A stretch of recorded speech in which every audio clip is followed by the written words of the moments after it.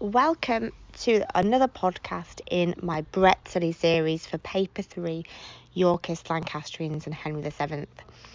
In my last podcast, I spoke about the local disputes between the Percy and Neville family, and today I'm going to talk about a lesser-known family, but was also a big local problem under the reign, in particular, of Henry VI.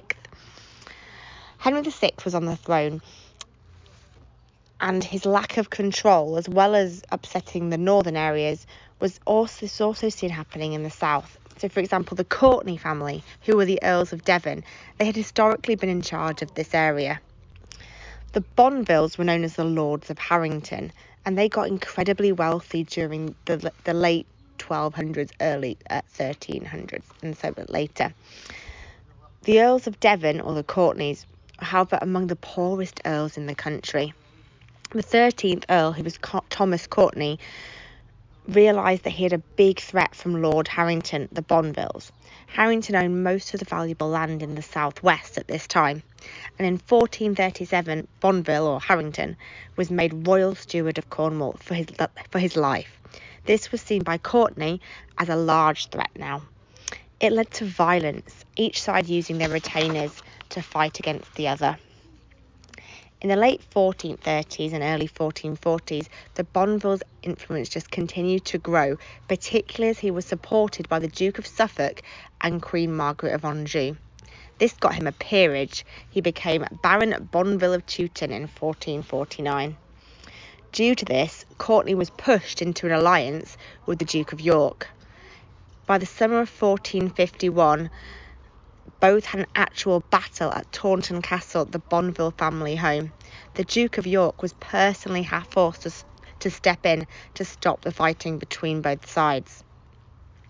Between 1452 and 1455, Bonville continued his dominance and actually grew in areas in the West Country with the support of Henry VI, who was made Constable of Exeter Castle, a job that was generally done by the Courtney family, making them a lot more angry.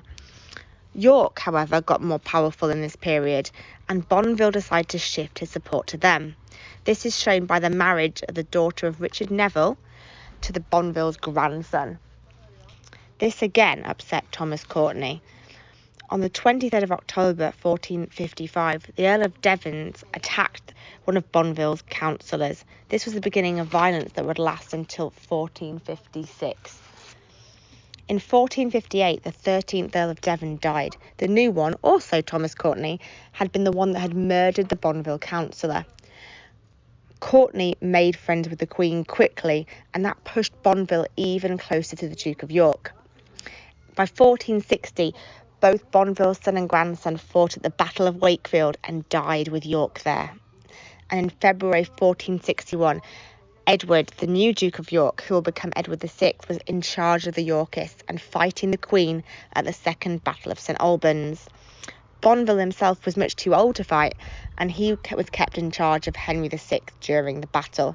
Unfortunately for him, the Yorkists lost. Edward ran, and Bonville was summarily executed by Margaret of Anjou. So this concludes our 2 case studies into local disputes during the period. And next we're going to have a little look at the re-adeption of Edward and how he lost and regained the throne. Thank you for listening.